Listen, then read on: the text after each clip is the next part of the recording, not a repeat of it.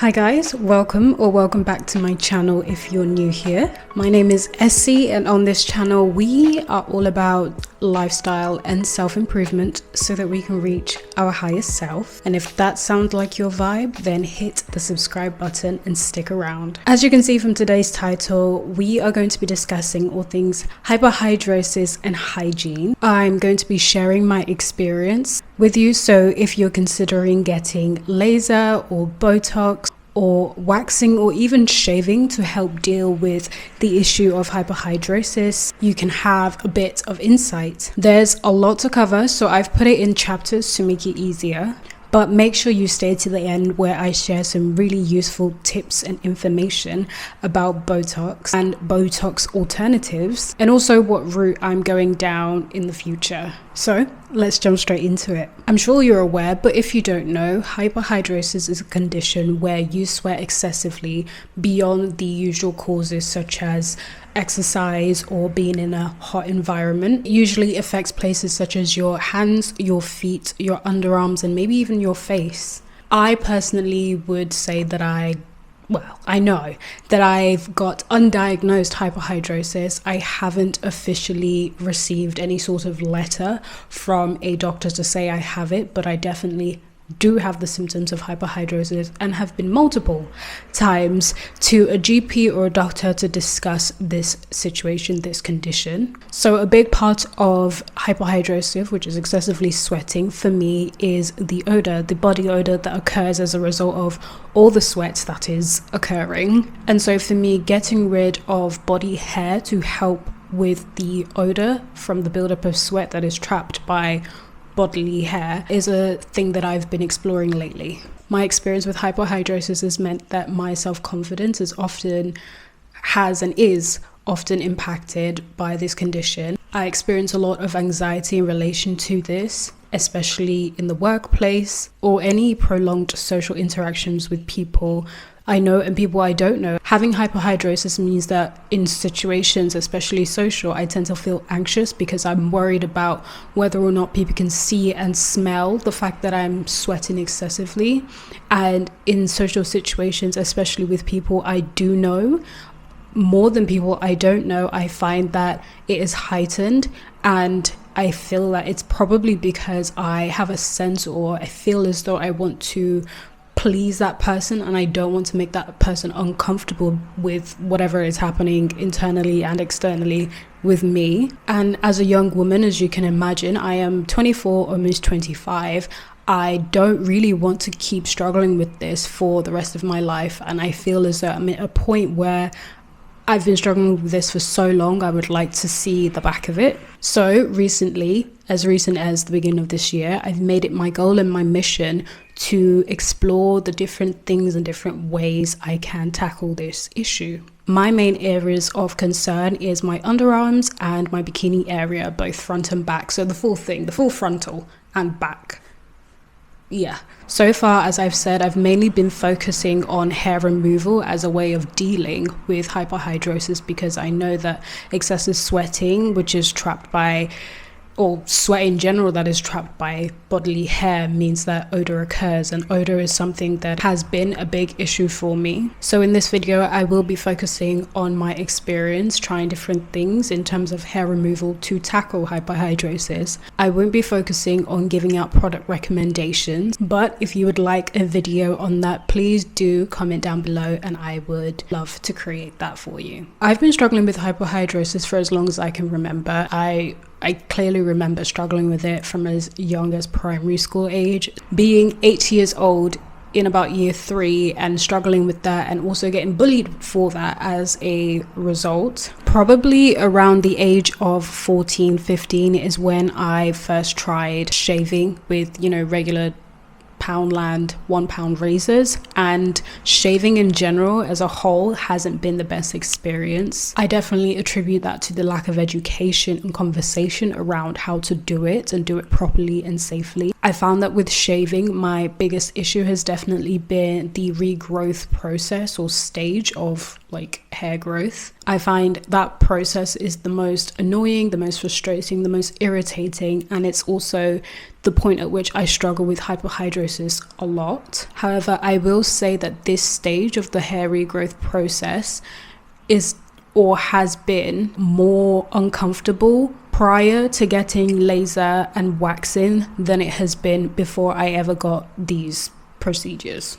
So essentially, before I ever went to a wax place and started consistently getting waxing in the bikini area or underarm area, or before I started getting laser consistently, shaving and the regrowth process after shaving was more uncomfortable. I'm definitely at a stage now where obviously I'm a lot older and a lot wiser and have made, the conscious effort to begin doing more research, more exploration into how best to shave to avoid cuts and bumps and ingrown hairs and those sorts of things. So in a nutshell, that has been my experience with shaving. That is not to say that you shouldn't try it or that you are wrong for doing it. I'm just summarizing very quickly for the purpose of this video how shaving has been for me as a way of preventing sweating to therefore help with hyperhidrosis. So in terms of waxing, I'd say I've had generally good experience with that kind of process. I first tried waxing, I think about 2 years ago, or maybe more. The first place I went to wasn't so great, but I soon after found a much better place, and my experience at that waxing organization I don't know what you call these people, was more positive. For me, that was the first time I experienced smooth skin, bare baby bottom skin in the areas of concern. Waxing has definitely been cheaper, but I found it to be a less long-term or short-term solution to the overall issue. And of course it was quite painful. After I'd say about 6, maybe 7 or more sessions with waxing, I then moved on to laser, as was actually suggested by the lady who I used to get waxing done by. As for the result of me going to get waxing, I'd say that the hairs in the areas that I was getting waxed were definitely getting thinner and softer. However, compared to laser, which I will talk about in a minute, the hairs don't grow back as soft or as thin. In terms of hyperhidrosis, it did help because obviously there being no hair in those areas meant that I didn't sweat a lot, I found, but also didn't hold bodily odors when I was sweating, and it became easier to fall into a routine of maintenance and upkeep with waxing. Let's move on to my experience with laser because there's a lot to talk about. So I first started getting laser about 2 years ago in March 2020. No, 2022. Yeah. I think one key thing for me was figuring out how often I needed to be booking in. I think at first I was coming in every 6 weeks, but then soon found that for me, my hair was a lot more stubborn and a lot quicker to grow than other people's, and so I started coming in every 4 weeks. Laser is less painful in a sense compared to waxing, but I still found it rather painful overall. But I think that's just to do with me, my body, and my tolerance to pain. I did start using a numbing cream as was suggested by the practice that I was going to. The numbing cream I was using was called Emla cream. In my experience, it definitely was hit and miss.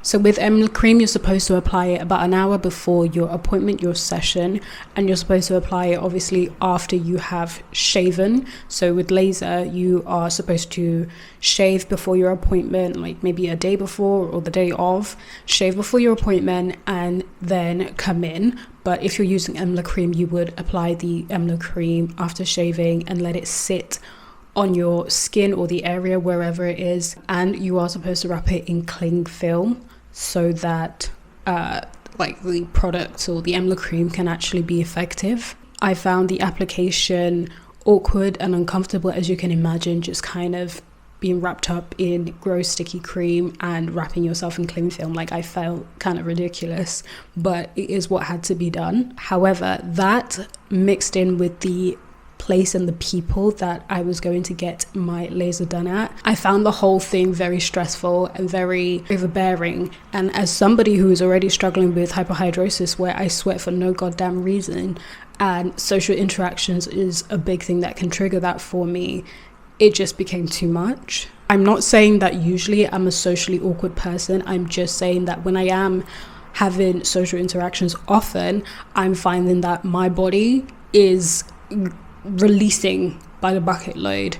And the better I know a person, often the worse it is. So where I was going to get my laser done, I was becoming obviously a more and more frequent customer, and over time we were becoming more and more friendly. Now that for me meant that I was sweating more and more each time I had to go see them. So the whole situation, the whole appointment attending process was something I found myself starting to want to run away from, and starting to not want to have to go through the whole shaving, Emla cream, appointment thing. Like, it was giving me anxiety. When I first started going, they did tell me, as I'm sure a lot of other places do tell people, that the recommended number of sessions is 6 to 8, maybe maximum 10, and then usually after that you're fine, or you can kind of significantly reduce the amount of times and even maybe the strength at which the laser is being used on your skin.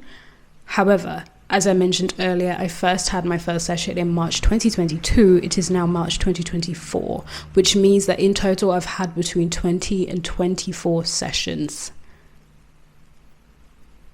I'm just going to let that sink in. Over the 2 years, I've definitely noticed that the hair in the areas I have been getting lasered is definitely a lot weaker than it was before I started. But I can see that it will definitely take between 2 to 3 years before I start to see the full result that I want, which is complete no hair or very, very minimal hair in these areas. Obviously, in that period of time of 2 years, the price has increased. So with the price increases and the just ridiculously long amount of time and sessions I've been needing, I started shopping around for better price and somewhere that wouldn't give me anxiety. I also started looking into lasering at home with IPL machines, but as I found, as I'm sure you will find if you are someone of a darker complexion like me, it is not advised that you use the IPL laser machines at home, because the melanin in our skin it's just not right. It's not right, trust me. I mean, you don't have to, you can research this by yourself, but through my research I found that having at home or doing laser at home with an IPL machine just wasn't going to be an option. So as part of this journey of finding a solution to my problem, I reached out to a different laser practice and got a consultation with an actual doctor. During my consultation, I learned that EMLA works by thickening the layer of skin, and so the laser is actually a bit less effective when you are getting your session done. So it may take longer for you to actually see the results of your laser sessions, because the laser just isn't able to penetrate as effectively as it would if there was no EMLA cream or numbing cream being applied to that area. I hope that makes sense. I'm not a doctor. I didn't explain it very well. I'm sorry. I'll get back to what I've decided to do going forward later on in the video. So moving on to Botox. I personally have yet to try and have Botox done for hyperhidrosis for two main reasons. One, because of price, but also number two, because it's kind of unclear as to whether or not I can get it applied or injected into areas other than my underarms. I mentioned that my underarms and bikini area are the main areas of concern for me for hyperhidrosis and also hair growth. However, at the minute, I'd say that my underarm area is more under control than the lady down there. So at the minute, although I have spoken to a professional who is a doctor, it is unclear as to whether or not I will be actually able to get Botox in that area. For those interested in getting Botox for hyperhidrosis, listen up, because I have some useful information. So, as I alluded to just a second ago, I spent £50 on a consultation with a doctor who deals with Botox and Botox for hyperhidrosis in the UK at Skin Clinics, which is quite a popular laser clinic I think they have multiple in the UK. During my consultation, there were a few things that he recommended that I could look into. Before we go forward, this is a disclaimer, a massive one that I probably should have put at the beginning of this video, but is probably very specific to this part. I am not a doctor, as you can probably tell. So with everything that has been mentioned in this video, I do urge you to do your own research into any of these recommendations and also their side effects. Please see a professional for their advice, because we are all different and certain things that are specific to me are not specific to you, even though we might both have the same condition. So the first recommendation was a product called Dry Claw. If you do have hyperhidrosis, you probably have come across this product before. This product is something I definitely have used myself. I used it when I was much younger and I've recently tried to use it again. The doctor did recommend that using a hairdryer with Dry Claw, so once it's been applied, you literally put a hairdryer to the area to help dry it up. I've tried to use this product many a time, and I and other people at this practice who I spoke to also mentioned that this product is often quite strong. I have found that using this product regularly leads to irritation and a lot of heat in that area, and as I've continued to use it, it only leads to discoloration of the skin. Each time that I've tried to start using it again, I often have to stop for prolonged periods of time. I have recently started using a similar but different product by a different brand to see if the results are any different. The second thing that was recommended to me by this doctor was something called hydrocortisone cream. This cream is a mild steroid cream. I will probably put a picture or the name of the cream in the video or in the description down below somewhere for you to see it. That can be applied to the area, and it is supposed to help with that irritation and can also help with excessive sweating. This is also something that I'm currently trialing. The third thing that was recommended to me was something called propanthyline bromide. This comes in the form of tablets, and although I was given a prescription from the doctor, I have really struggled to find it anywhere.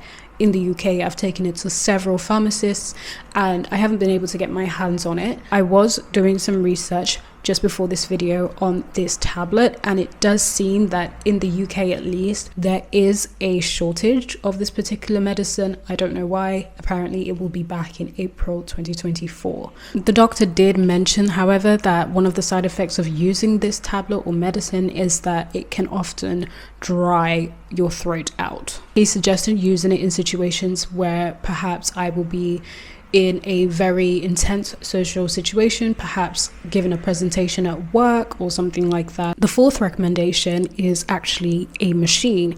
Now, I'm gonna have to look down just so I pronounce this correctly. The machine is called Untitled. I gave it my best shot, okay?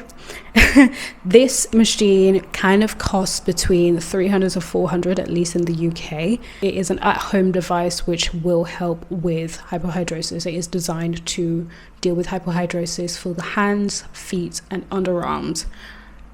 I'm guessing if you're wanting to use this device, you should probably research if it can do more than that. But from my brief research, this machine is a little pricey, but is something that is an alternative to Botox itself. And then, of course, lastly is the recommendation of getting Botox itself. For this specific clinic, I was able to get a price on Botox, bearing in mind that the professionals I've spoken to either administer or actually are getting Botox from that clinic themselves.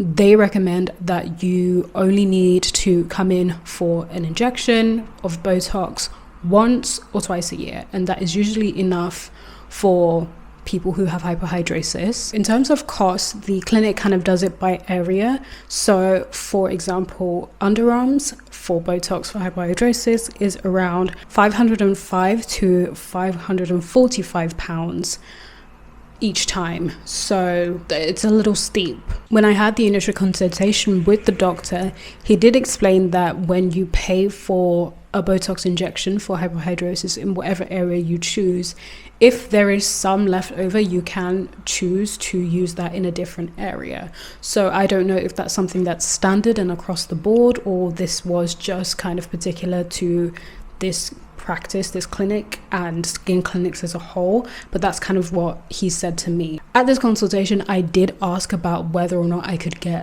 Botox injection to stop excessive sweating in my private area, and he said I probably could. However, that for me is not really certain enough, and I personally don't see a lot of people discussing hyperhidrosis for that specific area or in that specific area. So I'm definitely still kind of reaching out and doing my research as to whether or not that's something that can happen and what is possible in terms of prevention.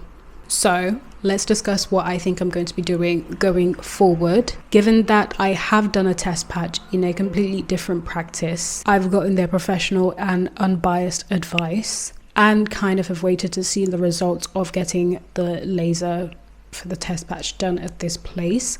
I have decided that I am probably going to start wasting money on getting laser. I felt as though the results weren't all that different, although the experience was more professional and was more thorough. I will be using products like Nair and Veet for hair removal. I'm going back to the basics. And I am going to be working my way through the recommendations and alternatives to Botox. But alongside that, I definitely will be trying different products or product types for tackling the aspect of odor that comes with excessive sweating. Whilst I'm doing all of that, I'm going to definitely be saving towards Botox and doing some more research as to the specific areas that are safe to get an injection. That was definitely a lot to take in, so thank you for listening if you're still watching. I would really love to make a sort of update video on my progress and my journey and kind of share what is and isn't working for me, any product recommendations that I might have found along the way. If that's something that sounds interesting or useful to you, please comment down below to let me know. I would also really love to hear your experiences. I know I'm definitely not the only one that struggles with this, and I definitely would love to create a safe space to discuss it. Before I wrap this video up, it would be